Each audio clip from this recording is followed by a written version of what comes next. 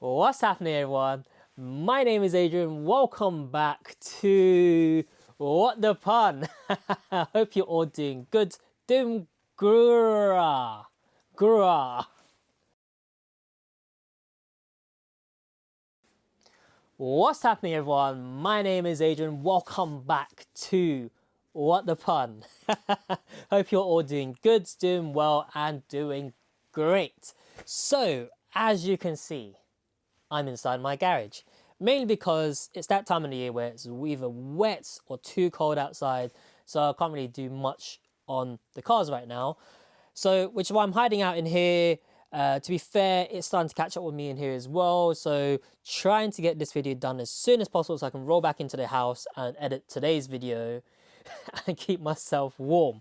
But I'm guessing you're here because of the very controversial video title I put up today, which is that I'll be selling two of my cars. One of which is the car behind me, the Mark 6 Golf R, which I put so much blood, sweat, and tears into making this the beast that this is.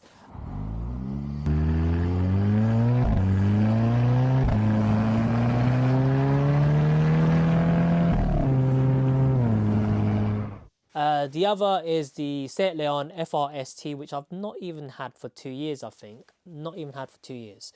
But, yeah. Why? Why am I selling both those cars? It's not because I'm deciding that I'm not doing car content on YouTube anymore. No, I'm not quitting the YouTube. It's not because I'm deciding to buy an electric car. No, not anytime soon. But the idea behind it is because I want to take a step back to then take 2 steps forward, if that makes sense. So instead of insuring 2 cars, taxing 2 cars, feeding 2 cars, I want to just be a point where it's just 1 car that I'm insuring, 1 car that I'm taxing, 1 car that I'm feeding, to then be able to create a bit more cash flow, so that I can do a lot more that I want a bit quicker. Because the idea there is a particular car that it's on my list that I really want at some point in my life. It's probably the one car that I want where it's going to be like my Ferrari car. I'm not going to tell you what it is yet, because then that kind of kills the surprise. When it happens, you'll know, because I'll probably be crying in that video. But anyways, the idea is, yes, like I said, take a step back so I can take 2 steps forward. Hope that makes sense. But yeah, so it's going to be sad to see this car go, the Mark 6 Golf R. It's probably one of the cars that's featured the most on this channel. You followed the journey on how it's been from like a proper stock Mark 6 Golf R purchased from a Volkswagen dealer themselves, and then going from being, proper a stock clean Mark 6 Golf R to a very heavily tuned Mark 6 Golf R that's nothing was missed out. Everything that I can spend my money on to make this as proper, like to be like my perfect Mark 6 Golf R. I spent and looked at all the modifications I can to make this the way I want it to be, basically. But yeah, it's going to be sad to see this go, and whoever ends up buying this from me, I hope they appreciate the work I put into it and enjoy it and look after it, please, because it'll be sad to see anything happen to this, or even think of anything happening. Which brings back to like a very interesting story, because like me and Ronald, sometimes we look up the cars that we owned in the past and just kind of see what the MOT history is saying on those particular cars. And then at one point we were like, what's happened to my Porsche Cayman that I owned? It's like you can't find it at all, like with the reg, and they go on like car history websites, you can't find it. And then like we were in the assumption that it's been like completely scrapped and written off, and it's like disappeared from the face of the earth. So I hope that never happens to this, that it gets written off and it's disappeared from the face of the earth, because yeah, I love this car. But the other car, might be thinking, why don't I just keep the Seat Leon FRST, because that's practical, loads of boot space, It's comfortable inside. It's full. It's a good spec. It's full leather, virtual cockpit. It's white, which is perfect, and it's loads of space. It's perfect family car. It's cheap to run. Insurance is decent on it. It's good on fuel economy. Why don't I just keep that? Well, I would if it was a Seat Leon Cupra 300 ST, which that ain't. Because if I'm just going down to one car, then I would like it to be practical and fun at the same time. Though the FRST is somewhat fun, but not fun like the Mark 6 Golf R. So I want something that's almost as fun as the Mark 6 Golf R, but a bit more practical than the Mark 6 Golf R, because I've got a little one. If you haven't seen, I've got a little one now. So which brings us to the next part of the video, where we'll be discussing all the options that I like your help to kind of go through with me. Please, I need a lot of help because I'm struggling to I found cars, but it's just deciding which one to go for, because within that particular budget, the cars are decent, but I'm struggling to decide which one to go for. So I'm gonna need some help. So yeah, let's go through these options. Okay, so are you all ready? Sat down, pen and paper, you ready to take some notes? Because I need to take some notes and help me go through these options. And if you're here for one of those videos where I'm actually underneath a car or doing work and doing bits, today, none of that exciting stuff going on this week. I'll be talking a lot in today's video about all the different car options. And if you're here to help, I appreciate your help a lot. So shall we go through the options? And the reason why I got my laptop open, just to let you know, I've gone as far as using ChatGPT to help me kind of split up, or help me kind of break things up a bit to make it a bit easier to decide. Even though like they've got it all broken down for me, I still can't really like put my finger down on which one I want to completely go for. Because part of me, I want to go for one particular option because of the way the car sounds, the type of engine it has. On the other side of me, I want to go for another particular car because not only is it fun, but it's really practical and it looks really cool. So yeah, I'm struggling, which is why we have today's video. So the options. So in no particular order, we have the Porsche Macan, either a S or a turbo. We are looking at a Mark 1 Porsche Macan, either S or turbo. Boot space wise, reason why I'm starting boot space first is because I'm a family man, I have a little one. Boot space is very important. So boot space on that is roughly about 500 litres. In terms of ranking compared to all the other ones, I think it's sat around top 3 in terms of boot space. Okay, moving on. Next one we have the Audi RSQ3, I think from 2015, 2016, 2014 the RSQ3 is a pre-facelift model. The 2015 onwards is a facelift model. It looks a little bit nicer. It's a little bit faster as well. Boot space on that is 350-ish litres. Yeah, 350 litres-ish. It's amongst the bottom in terms of boot space on this particular list. Next one we have is the Volkswagen Golf R Mark 7 Estate, which is about 600 litres of boot space. And the next option we have the Seat Leon Cupra 300 ST, which is also just under 600 litres of boot space. Reason why I got the 300 on the list instead of the 280 is because the 300 also has the 4Motion, Haldex, whatever you want to call it. I can't remember what they call it on the Seat. I think they call it 4Drive or something like that. which is basically the same system that they have on the Golf R and anything else that has a similar system amongst that car group. But next one, Audi RS3, which has Audi RS3 8V pre-facelift model.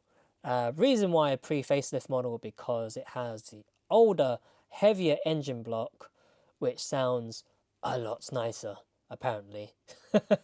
But boot space on that is just over 330 litres. And so like the RSQ3, the boot space is very similar, and which is why the RSQ3 and RS3 is amongst the bottom in terms of boot space capacity. Last option is the Audi RS4 Avant B8, which is just shy of 500 litres of boot space. So let's put these all in order. Boot space ranking.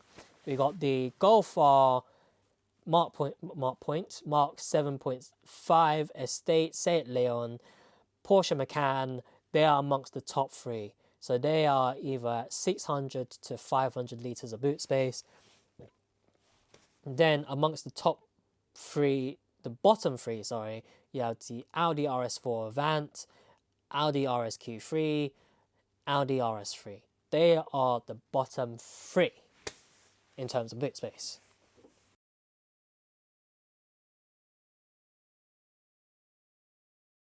So, moving on to the performance of the cars on this list. So, starting off with the Porsche Macan Turbo, you're looking at 400 brake horsepower on this.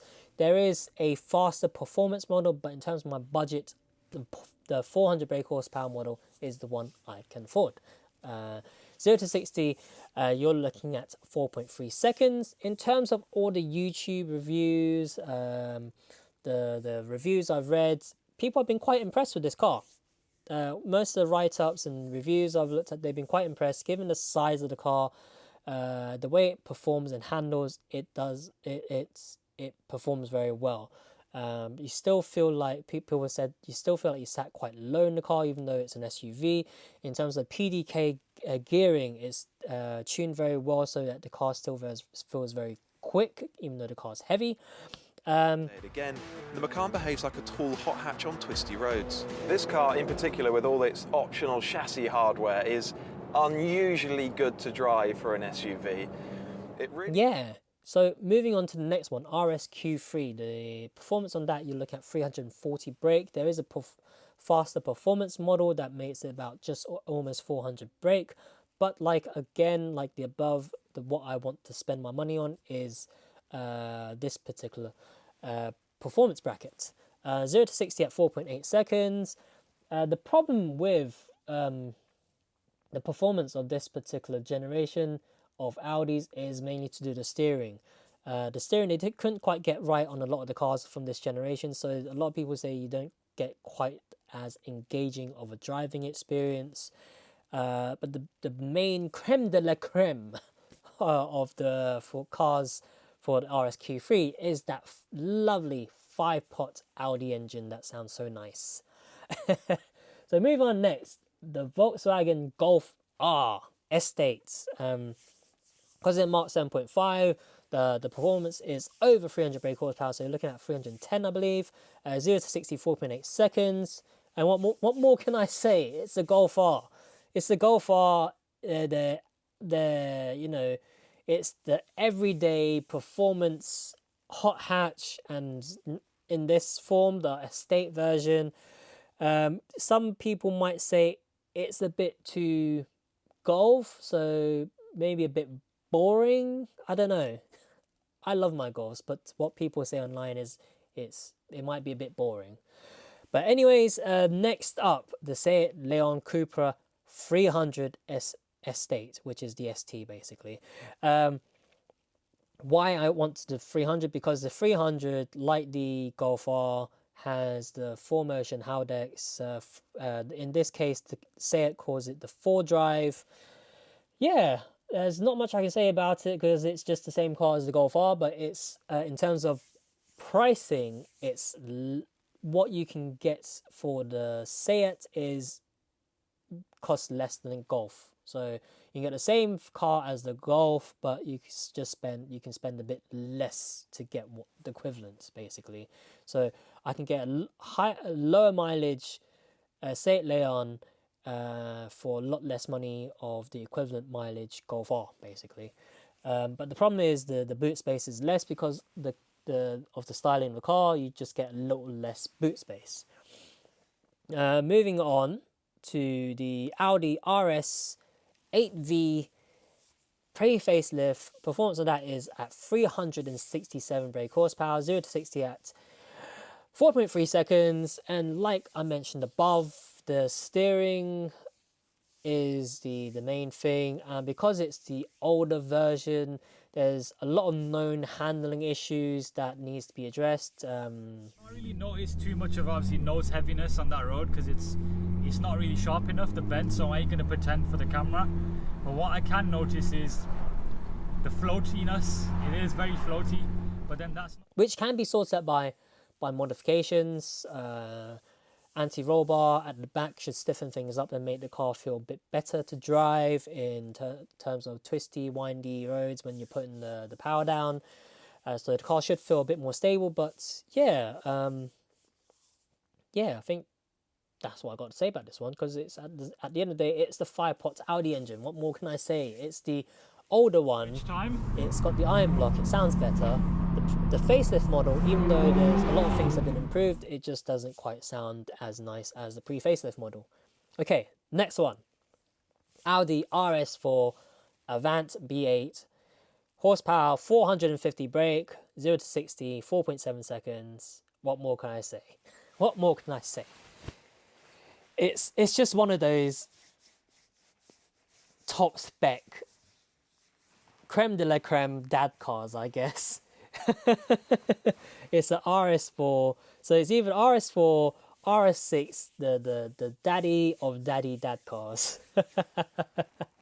Yeah, so that's performance wise. In terms of like reliability ranking, ChatGPT has helped me like put things out in terms of how much they would cost, I guess, like in terms of running costs and reliability, maintenance part costs. Like you expect Porsche, Audi, they're at the top being the most expensive, and then Volkswagen say it's being most cheapest to run and fix.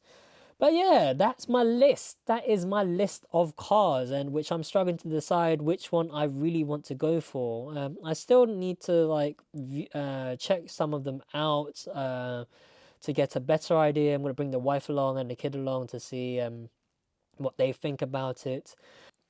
There you go. There's the 6 cars that's been on my mind recently over the past few weeks. And as you can see, there's some of them that are like very practical and very good on performance, and then some that are very good on performance and not so practical as well. And all these cars are within a very similar budget. As you can see, like the Audi models, they're not very practical, but then the inner child in me is like, yeah, but it's the 5-pot engine, or it's the RS4. They sound so nice. They're so vroom vroom, and that's the inner child in me is like, oh, but yeah, go for those, because I'm so comfortable or confident in working in those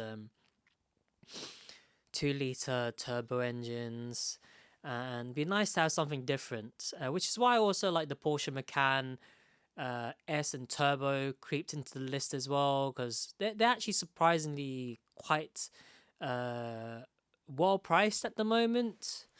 But yeah, that's the list. That's the list, and I think if you have any suggestions that's outside of the list, I mean, there are some cars that are outside the list that I'm not too keen on. But if you got something interesting that you think might throw like a curveball at me and might think I might be interested in, then feel free to drop it in the comment box down below. After this video, I will put a poll for you to all vote on. Whether or not that affects how I choose what car I buy, who knows, it may or may not do, but it's nice. It's nice. It may have some influence on my decision. I hope it will, because I'm really struggling to decide. Yeah. So I don't know what else to say, because I've been thinking about all of this so long recently, like what to go next, what to go with next, what to go with next. Part of me is like, just go the safe option, go with what you know, go with what you know, and the other part of me, like, that might be the little devil on my other shoulder that's like, just go for the fun one, just go for the fun option. Yeah, who knows, but I appreciate any help you lot can provide, or any suggestions that you may have. Like I said, just drop your suggestions in the comment box down below. Hope you enjoyed today's video. Sorry if you find it a bit boring, but you know, I thought I'd get you guys all involved in the decision making process and kind of get to know what's on my mind at the moment. But yeah, from me, that's it this week. Be sure to like, subscribe, check out the other videos. For now, I'll see you all next time. Bye bye.